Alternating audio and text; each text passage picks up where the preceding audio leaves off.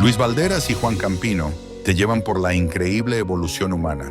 Esto es TV Parque Entrevistas, desde los estudios de televisión y podcast del Parque de la Ciencia. Bueno, además, en conjunto con Chilena FM y TV Parque estamos precisamente para estar en contacto y conversación con el director del Parque de la Ciencia, el profesor Juan Campino Bunster, a quien saludamos. ¿Qué tal, Juan? Bienvenido una semana más a nuestro programa. Hola, Luis. Un agrado, como siempre. Muchas gracias. Bueno, durante los últimos programas, Juan, hemos estado conversando acerca de cómo la revolución industrial que se desarrolló en Europa durante muchos años, en 2 etapas, ha ido impactando precisamente toda esa región, con los inventos, los descubrimientos y cómo avanzaba la sociedad. Pero ya existía esta otra parte del mundo que denominamos América en general, América del Norte, América Central, América del Sur. ¿Qué pasaba históricamente o en qué contexto se desempeñaban este continente, ¿no es cierto?, que había sido ingresado, ¿no es cierto?, a las potencias europeas desde 1492 con la llegada de Colón? ¿Qué pasaba en este lugar donde hoy día nos encontramos frente a lo que estaba ocurriendo en Europa con la revolución industrial? Bueno, me parece muy interesante cómo planteas este asunto, pero yo creo que para hablar de este tema tenemos que entender de que en ese momento habían varios mundos. Uno era el mundo desarrollado de Europa y Asia, diría yo, y otro era el mundo que comenzaba a gestarse, que era el mundo del continente americano. ¿Qué es lo que pasaba en Europa en el siglo XVI, en el siglo XVII? No nos olvidemos que América fue descubierto por los españoles en el siglo XV, pero prácticamente era el siglo XVI, porque fue en 1492, estaba terminando el siglo XV. Entonces, ¿qué ocurría en Europa? Bueno, en Europa se venía terminando una etapa que no fue muy gloriosa, que fue el feudalismo, hemos hablado de eso, donde habían categorías, estaba la nobleza, estaba el clero, o sea, la iglesia, y estaban los vasallos más abajo. Muy marcado eso. Muy marcado, exactamente. Y estos vasallos eran los que trabajaban realmente y los que pagaban impuestos para que la iglesia se financiara y para que la nobleza pudiera darse todos sus gustitos, ¿no? Entonces, esto ocurrió durante 1000 años. Y el hombre, durante ese periodo, estaba como en segunda categoría, el ser humano. Lo importante eran las guerras y la conquista y la riqueza. Eso es lo que marcó el feudalismo. Pero ya en el siglo XVI comenzó a abrirse el asunto. O sea, ya lo que la gente decía no era tan juzgado por la Inquisición, por la Iglesia. Por lo tanto, venía un científico y decía algo interesante y podía seguir hablando. Se abrió un poquito más la tolerancia, ¿no es cierto? Exactamente. ¿Por qué se produce eso? ¿Porque la iglesia va perdiendo terreno frente a nuevas ideas que van llegando? Porque la ciencia va ganándole terreno a la ignorancia. Esa es la verdad. ¿Y por qué el mundo se mantuvo tan ignorante durante 1000 años, que fue el feudalismo? Porque simplemente la nobleza y el clero no le permitían a los científicos, a la gente pensante, poder expresarse. Pero ya fue mucha la presión que había ya el siglo XVI. Y ya fue Galileo Galilei, personajes que hemos hablado en el mundo de la astronomía, que comenzaron a hablar. Y decían ellos, mire mi amigo, Aristóteles dijo que la Tierra era el centro del universo, pero resulta que eso no es verdad. La Tierra no es el centro de nada. Y por lo tanto había que contravenir las ideas aristotélicas que eran aceptadas por la Iglesia. Y venía el cortocircuito entre el científico y la Iglesia, y a muchos de ellos lo enviaban a la hoguera. Porque era un cambio de paradigma importante, porque la Iglesia además sostenía sus postulados en base a eso también, a la idea aristotélica, ¿no? Claro, pero era que lo sostenía nomás. Claro. Pero ya cuando Galileo le fue mostrando lo que él veía por el telescopio en el espacio exterior, era irrefutable. Lo que él decía era lo correcto, junto con Copérnico, en fin, todos estos científicos de aquella época. Entonces, en Europa, después del feudalismo, el espíritu del hombre, comienza a tomar fuerza.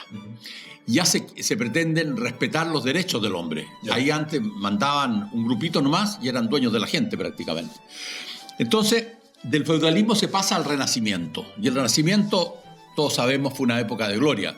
Estaba Da Vinci, Miguel Ángel, grandes pintores, y aparecían todos estos científicos que fueron marcando una época y torciendo la mano, por decirlo de alguna manera, a los científicos antiguos. Sí, y la ciencia y las artes comenzaron a tener mucho espacio, ¿no? Exactamente. Y a desarrollarse mucho. Claro. Entonces aparecían los grandes mecenas que mantenían a estos científicos, y apareció la gran ilusión de la gente por entender. Ya estaba la imprenta, lo hemos hablado, sí, ¿no es cierto?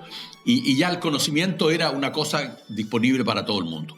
Entonces, se estaba con esa base, digámoslo así, en Europa, gestando lo que sería la revolución industrial. Yeah. Digamos que la revolución industrial en Europa se produjo al mismo tiempo de este personaje fantástico que apareció hasta nuestros días, que se llama Napoleón. Napoleón defendía los intereses del hombre, defendía al ser humano, creía que el hombre tenía que expresarse, creía que el hombre tenía que surgir, creía que las familias tenían que vivir bien, y es por eso que él fue uno de los gestores de que las monarquías se retiraran. No de la parte social, quizás, porque hasta el día de hoy los existen. Sí, claro. Pero sí de la parte política. Los monarcas antes, que eran por familia, tú sabes, era rey el papá, era rey el hijo. Era todo por herencia, hereditaria, claro. Las monarquías hereditarias. Claro. Hoy día no lo entendemos así, pero en ese tiempo que había tanta ignorancia y la gente no sabía ni leer ni escribir, muchos de ellos, la gran mayoría, eran fácilmente influenciables. Entonces, el hombre estaba en otra. El siglo XVI y XVII fueron de un auge comercial enorme. Yeah.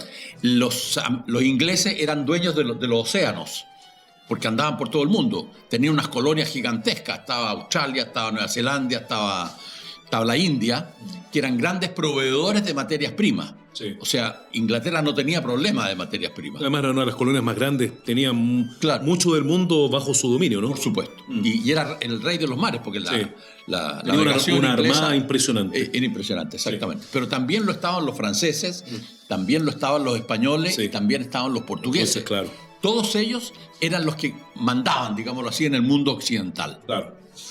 Y se distribuía en el mundo como ellos pensaban que tenía que ser. Exactamente. Eran o a través de guerras, vaya que las había, claro, o de acuerdos, qué sé yo. Sí. Todos estos, los arreglos internacionales, por llamarlo así, se hacían entre cuatro murallas.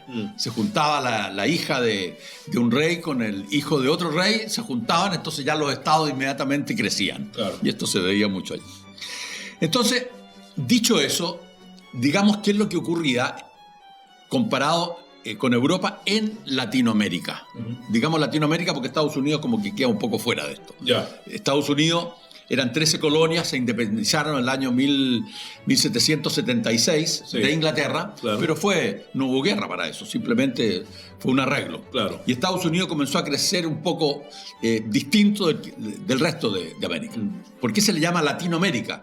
Porque lo que no es Estados Unidos ni Canadá fue conquistado por los españoles y los portugueses. Claro. Los portugueses con Brasil, evidentemente, y el resto, prácticamente todo, con los españoles. Claro. Entonces, a fines del siglo XV, como decíamos, Colón llega a América. Y Colón llega a América viniendo del ostento de la vida, qué sé yo, fastuosa un poco que se llevaban en Europa. Lo financia la reina Isabel, que España estaba bien vapuleado económicamente porque tenía que soportar guerras allá. Y viene este Colón un poco por las suyas, un poco por las platas que se consiguió, con 3 carabelas, que bueno, todos conocemos la historia, que claro, era casi milagroso que llegara este hombre. Y llega Colón a América. ¿Y con qué se encuentra Colón? Colón se encuentra con científicos, se encuentra con pintores, se encuentra con un renacimiento criollo, por decirlo así. ¿Con qué se encuentra Colón? Se encuentra con indígenas. Y estos indígenas se las traían. Y Colón no los pudo identificar inmediatamente quiénes eran, pensaban que eran de la Asia, por ahí, ¿no es cierto? Claro. Colón pensó que había llegado a la India. Claro, a la India, claro. Y todas sus matemáticas, porque era un hombre culto, ¿no? Se le desarmaban. Decía, yo no puedo estar en la India porque me debería demorar más en llegar. Claro. Entonces se imaginaba que la Tierra era más chica, pero no podía ser porque había demostraciones de que la Tierra había hecho sus cálculos, ¿no? Claro. Entonces llega por ahí cerca de Santo Domingo. Ahí llegó. República Dominicana. República Dominicana. Entonces llega Colón allá y se encuentra con señores que andaban desnudos, que no tenían armas de fuego, que eran totalmente ignorantes para el grado de cultura que llevaba Colón a América. O sea, había un abismo entre una cultura, la europea, y lo que él se encontró en América. Entonces, cuando uno quiere hacer un símil entre lo que ocurría en Europa y lo que ocurría en América, al mismo tiempo, por supuesto, y por qué ocurrió la revolución industrial tan trascendente, porque eso cambió la vida de la humanidad, ya hablaremos, ¿no? ¿Cómo puedes comparar ambos mundos? Claro. Entonces son prácticamente incomparables. No se pueden comparar. Son realidades distintas. Sí, no se topan ni se cruzan. No, la influencia de la revolución industrial se paseó por el mundo entero. Sí, claro. Se sigue paseando porque Y vivimos me en la imagino revolución. que llegó a Chile en un minuto, ¿no? Y claro, pero ya vamos a hablar de cómo Sí, llegó a Chile. claro. Entonces, para que la audiencia lo entienda, usted, señora, señor, es como comparar hoy día a algún pueblo indígena que lo viera en Australia, en África, en fin, con el desarrollo que hoy día tenemos digital. O sea, son dos mundos distintos y que tenemos que entenderlos. Pero estos españoles que venían a América venían con algunas misiones, Ya. porque la reina había entregado sus joyas, como dice la literatura, no sé si será tan así la cosa, y le entregó parte de sus bienes a Colón. Pero Para Colón financiar el viaje. para financiar el viaje. Sí. Pero no te olvides que el viaje era de mucha gente. Sí. En la carabela esta venía mucha gente. Había que alimentarlo, en fin. Desde ya proteger a sus familias en el continente. Había muchos presos. O sea, uno no sabía si el preso se iba a amotinar Claro. apenas se le descompusiera el genio, porque estaban 3 meses arriba de un barco y vaya que... No, y estar en un barco 3 meses pasa muchas cosas. Muchas cosas. Cambia el carácter de las personas. Claro, y a veces el barco no avanzaba porque no había viento. Claro. Entonces decía, bueno, ¿y para dónde vamos? En fin. Bueno, entonces llegan a América y se encuentran con una realidad bien distinta. Pero la misión del viaje era un poco ver cómo se llegaba a las Indias, pero se encuentran con un tremendo continente en la mitad que les impide seguir hacia las Indias, ¿no? Claro. Entonces comienza la conquista en Centroamérica y se van dando cuenta que hay organización en América. No era como unos indios por aquí, otros por allá. No. Claro. Habían 3 imperios importantes. El imperio maya, el imperio azteca y el imperio inca. Claro. El imperio maya, por decirlo así, tenía su organización. En el fondo los mayas eran varios pueblos que tenían un sistema político común, pero eran autónomos. Ya. Muchos pueblos en Centroamérica, en fin. Entonces, ellos comienzan a informarse de qué viven, qué riquezas tienen, y se van dando cuenta que estos mayas y los incas tenían oro que para los mayas y para los incas y los aztecas también, no tenía gran valor, era oro. Era oro nomás. Así como que uno encuentra una piedra, Era un mineral más. un mineral más, claro, y hacían sus decoraciones y, en fin, y sus cosas. Pero esto para la corona era muy atractivo. Porque para ellos sí tenía valor. Claro, entonces Colón vino y pocos meses después regresó a España y le dijo a la reina, mire, hemos encontrado algo. Y la reina como que se entusiasmó y le llevaron oro y le llevaron algunos indígenas incluso para que Claro, los conociera. los conociera. Indígenas que se vinieron inmediatamente de vuelta a América, no les gustó Europa, parece. Entonces se abrió el apetito. ¿Y qué pasó con Europa? Europa, que había muchas guerras, era muy difícil desplazarse a los comerciantes, por ejemplo, de un país a otro, porque si había guerra, por supuesto, lo iban a pasar mal. Claro. Entonces comenzaron a desviarse a América. Y parte de la vida europea comenzó a ambicionar cosas que había en América. Y Colón vino 4 veces a América, 4. 4 viajes fueron. Exactamente, y después Magallanes y otros más que le siguieron, ¿no? Sí. Entonces comenzó la conquista de América por parte de los europeos. Pero, ¿qué significa conquista? No es decirle a los indígenas, mire, encantado de conocerlo, páseme el orito porque yo me lo llevo. Ellos se defendían, ellos no querían entregar a sus mujeres, no querían entregar su buena forma de vivir. Claro. Y a partir del siglo XVI, y considerando el XVII también, vino una verdadera masacre de indígenas en América. Sí. ¿Y qué querían porque ya no era solo España, estaba Portugal y estaban los americanos en América del Norte. Bueno, los ingleses también quisieron meterse un poco en América del Sur. Sí, por supuesto. Tuvieron varios intentos. De hecho, Argentina, Paraguay son testigos de aquello. Sí, está bien. Sí. Seguro que sí. Debe haber habido una mezcolanza de Sí, intereses por todos claro. lados. Entonces, cuando tú comienzas a identificar un norte de vida, que era llevarse todo lo que había en América, Claro. ya la cosa se pone difícil. Que indígena ni que nada. Yo quiero su oro, mi amigo, yo quiero su tabaco, yo quiero sus cosas. O sea, querían todas las materias primas. Exactamente, Claro. las materias primas. Y así nomás fue. Entonces, cuando uno dice la revolución industrial en Europa, ¿cómo afecta a América?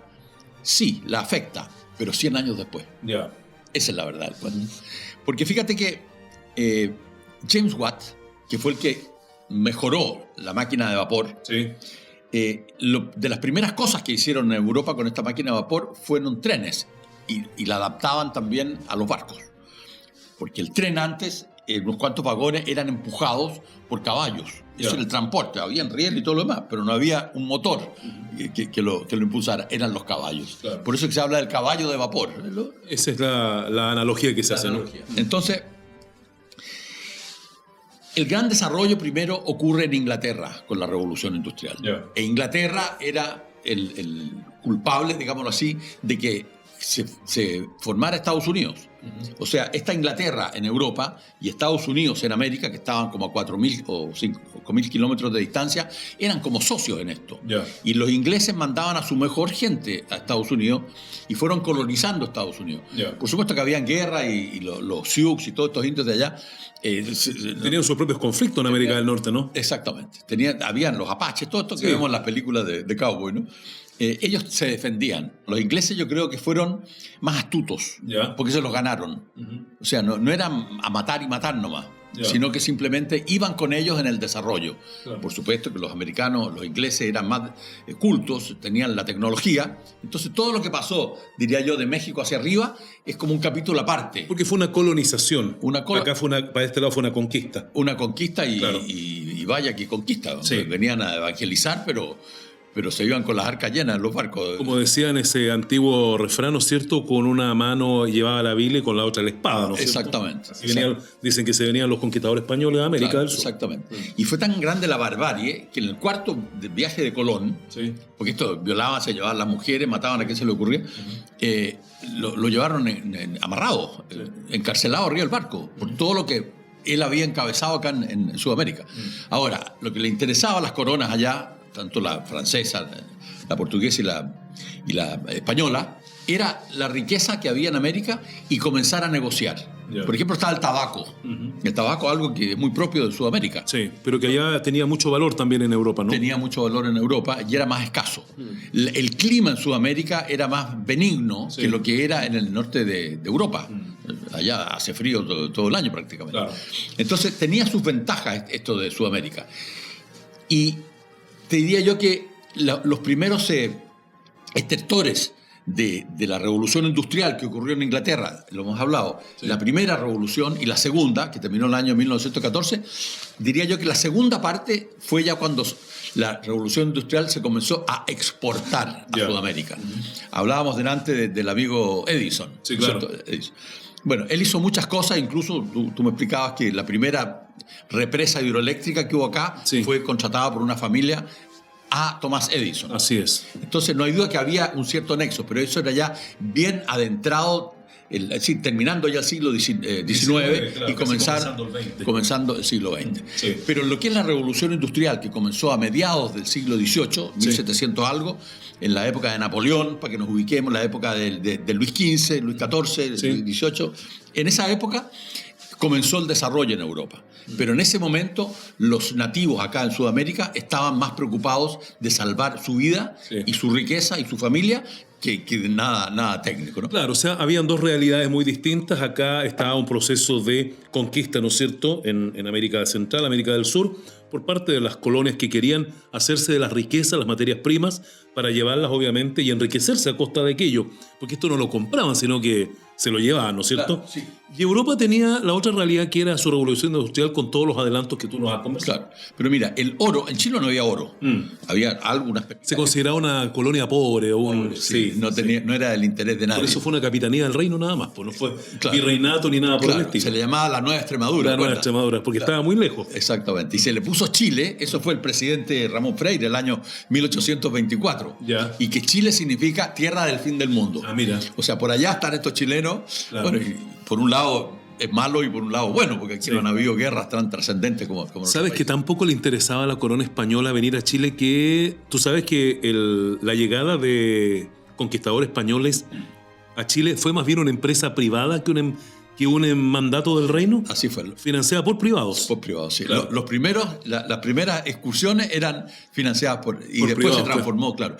Ahora, había muchos europeos que venían a Chile, pero a ver, ¿por qué los ejércitos realistas, estos que defendían a la corona española, eran chicos? ¿Y por qué eran chicos? Porque no le interesaba particularmente a las coronas europeas y a los ejércitos mandar a su mejor gente, Claro. porque las grandes guerras las tenían allá.